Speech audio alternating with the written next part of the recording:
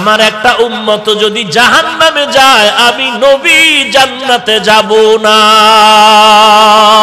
আল্লাহ ডেকে বলবেন নবী মাথাটা উঠাইয়া দেন, কাঁদবেন না রে নবী, আমি জাহান্নামটারে দূরে সরায় দিচ্ছি, বিচার শেষ করে উম্মতের ফিরায় দিব।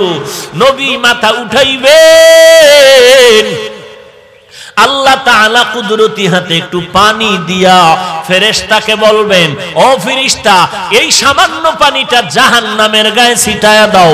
জাহান্নামের গায়ে ছিটায়া দাও মাত্র জাহান্নাম পেছনে দৌড়াতে থাকবে। ফেরেশতারা বলবেন, আল্লাহ ৭০,০০০ শিকল লাগাইয়া যেই জাহান্নামটারে ধরে রাখতে পারি না, এমন একটু সামান্য কি পানি দিলেন জাহান্নাম দৌড়াচ্ছে পেছনে। এটা কোন বরকতের পানি রে আল্লাহ? এটা কি কাউসারের পানি, নাকি এটা জমজমের পানি, নাকি এটা আবে হায়াতের পানি, নাকি দুনিয়ার কোন মহাসমুদ্রের পানি? আল্লাহ তাআলা বলবেন, না না, এটা জমজমের পানিও না, কাউসারের পানিও না, আবে হায়াতের পানিও না, এটা দুনিয়ার কোন সমুদ্রের পানিও না। এই পানি হলো আমার দুনিয়াতে আমার মায়ার নবীর উম্মতের চোখের পানি। গুনাহগার উম্মতেরা কান্না করেছে জাহান্নামের ভয়ে, ওই চোখের পানি আমি আল্লাহ জমা করে রাখলাম। এরে যুবক, তুইও ৩ বেলা খানা খাও, আমিও খাই, আমিও ঘুমাই, তোর দিন রাত চলে যায়, আমারও চলে যায়। ও যুবক ভাই, আজকে যদি শার্ট প্যান্ট টাই লাগায়া মাস্তানি করতাম কেউ বাধা দিত না রে বাবা। এত টুপির কারণে গালি, দাড়ি রাখার কারণে গালি, মাদ্রাসায় পড়ার কারণে গালি, কোরআন পড়ার কারণে গালি, মানুষ বাঁকা নজরে তাকায়, এরপরও টুপি ফালাই না, দাড়ি ফালাই না, নামাজ ছাড়ি না রে বাবা। কারণটা কি? একমাত্র কারণ আল্লাহর কোরআন সত্য, নবীর কথাও সত্য। গুনাহগার হইয়া যদি কবরে যাই, মায়ার নবী বলতেছেন গুনাহগার কবরে যাওয়ার পরে কবরের 2 পাশের মাটির চাপ শুরু হয়ে যাবে। একটা নয়, দুটো নয়, ৭০ থেকে ৯৯টা সাপ কবর ভরে যাবে। জাহান্নামের আগুন, জমিন থেকে ৯,৩০,০০,০০০ মাইল উপরে সূর্য, রাতের বেলা সূর্য নাই, এরপর এত গরম লাগে কেন, ঘাম কেন? হাসরের ময়দানে সূর্য মাথার উপরে নেমে আসবে। এরে আল্লাহর বান্দা, সহ্য করতে পারবি কিনা চিন্তা কর। সাহাবায়ে কেরামের ইতিহাসটা পড়ে দেখ, বেলালের ইতিহাস কত করুণ ইতিহাস, এরপর আল্লাহকে ভুলে নাই।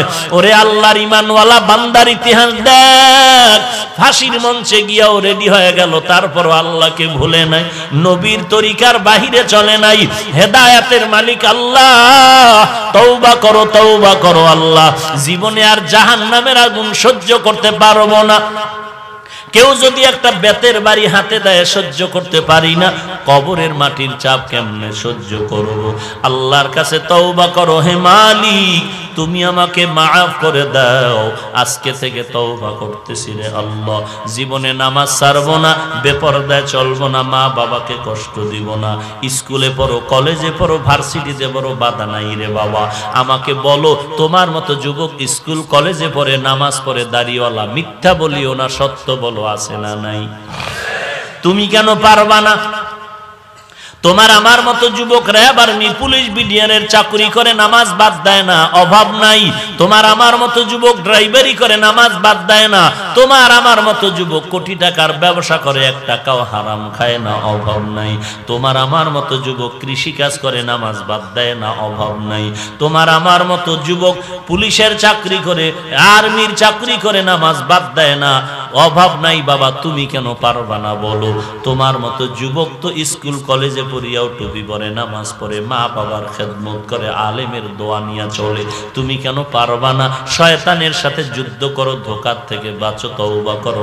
বারবার বারবার জাহান্নাম থেকে তোরে ডাকলাম, এমন কি পাহাড় পরিমাণও যদি গুনাহ করো, আমি আল্লাহ প্রতিদিন ভোর রাতে প্রথম আসমানে এসে তোকে ডাকি, ও বান্দা তওবা কর, আমি মাফ করে দিব।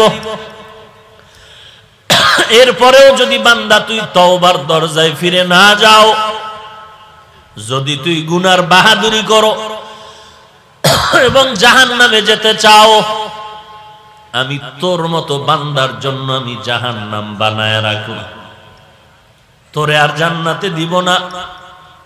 ফি কুলুবিহিম মারাদুন ফাযাদাহুমুল্লাহু মারাদা, তোর কলবের ভেতরে পর্দা পড়ে গেছে,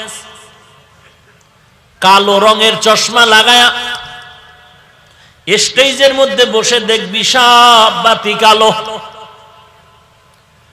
কালো রঙের চশমা লাগায় যদি বলো বাতি কেন কালো, সাদা টুপিওয়ালাদের যদি বলো মাথার টুপি কেন কালো, ওরে বান্দা তোরে আঙ্গুল তুলে কে বলবে বাতিও কালো না, টুপিওয়ালাও কালো না, তোর চোখ কালো, তোর চশমা কালো, তোর অন্তর কালো। তোরে কে উল্টা বলবে?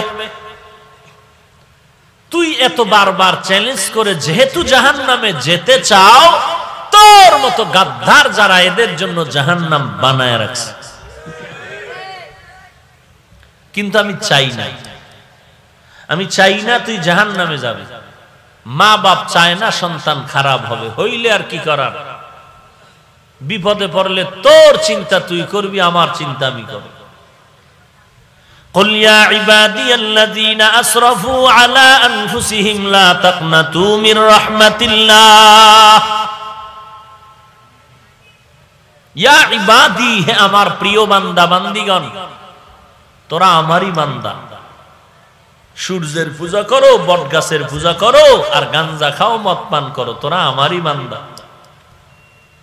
যতই দৌড়াদৌড়ি করো আমার কাছেই আসতে হবে, কিন্তু সোজা হইয়া আয়, মরার পরে না, মরার আগে সোজা হয়ে যা। সারাটা রাত বয়ান শুনলি রে মানুষ, সারা রাত বয়ান শুনে বাড়ি যাও। যারা জোহরের নামাজ পড়লেন না, আসরের নামাজও পড়েন নাই, মাগরিব পড়েন নাই, এশার নামাজও পড়েন নাই, জানি না ফজরের নামাজ পড়বেন কিনা। যদি অবস্থাটা এমন হয়, আল্লাহর কসম করে বলি এই বয়ান আপনাকে জাহান্নামের বোঝা ভারী করে ফেলবে।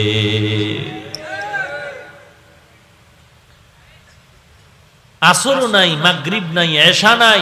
নবী বলেন মুসলমান আর কাফেরের মধ্যে ব্যবধান নামাজ। বেঈমানেরা নামাজ পড়ে না, আর মুসলমান কখনো নামাজ ছাড়ে না। এরপরও গুনাহ তো করছো, শয়তানের ধোকায় পড়ে করবি কি? আল্লাহ বলে তওবা কর, জীবনের সব গুনাহ মাফ করে দিবে। তওবা মানে চোখের পানি ছেড়ে ওয়াদা কর, গলায় ছুরি আসবে আর নামাজ ছাড়ব না, গলায় ছুরি আসবে বেপরদায় চলবো না, গলায় ছুরি লাগলেও আর আল্লাহর বিরোধিতা করব না, গলায় ছুরি লাগলেও নবীজির বিরোধিতা করব না, গলায় যদি ছুরি আসে মা বাবার সাথে আর বেয়াদবি করব না, আলেম ওলামাদের সাথে বেয়াদবি করব না। ওয়াদা তওবা করলাম, আল্লাহ নামাজ ছাড়বো না, নবীর তরিকা মতে চলবো, নামাজ পড়ব। এ যুবক, আমিও তো নামাজ পড়ি, পর্দা করি, হালাল খাই, টুপি পরি, লম্বা জামা পরলাম, দাড়ি রাখলাম, কওমি মাদ্রাসায় পড়লাম, যেখানে পড়লে চাকুরি নাই, সার্টিফিকেট নাই। মনে মনে ধোকায় পড়েছিলি মাদ্রাসায় পড়লে বিপদ, চাকরি পাওয়া যাবে না, না খাইয়া মরে যেতে হবে। একটু বল, বুকটা টান টান করে আমাকে বল, স্বাধীনতার বাংলাদেশে একজন টুপিওয়ালা দেখা, কোরআনওয়ালারে দেখা যে অমুক আল্লাহর বান্দা, কোরআন পড়ার কারণে চাকরির অভাবে, সার্টিফিকেটের অভাবে না খেয়ে মরে গেছে। আছে? শরীরে শক্তি থাকলে, বুকের পাটা শক্ত থাকলে দাঁড়া। কালকে শার্ট প্যান্ট পরমু, দাড়ি কেটে ফেলবো, যদি প্রমাণ দিতে পারো যে কোরআন পড়ার কারণে, রসুলের সুন্নত মানার কারণে না খাইয়া মরে গেছে। বরং পারবি না, আমি কি বলি তা শুনে নে। শুধু বাংলাদেশ না, গোটা দুনিয়াতে কোরআনওয়ালা, রসুলের আদর্শওয়ালাদের মতো শান্তি আর সম্মানে দ্বিতীয় কেউ নাই। তুমি ঠিক বললেও ঠিক, না বললেও ঠিক, তোমার ঠিকের উপরে ফতোয়া চলবে না। ফতোয়া ফতোয়ার গতিতে চলবে, ইসলাম ইসলামের গতিতে চলবে, তোমার বাবার মাস্তানিতে চলবে না। কেউ তো মনে করতেছ ইসলাম তোর বাপের মাস্তানি,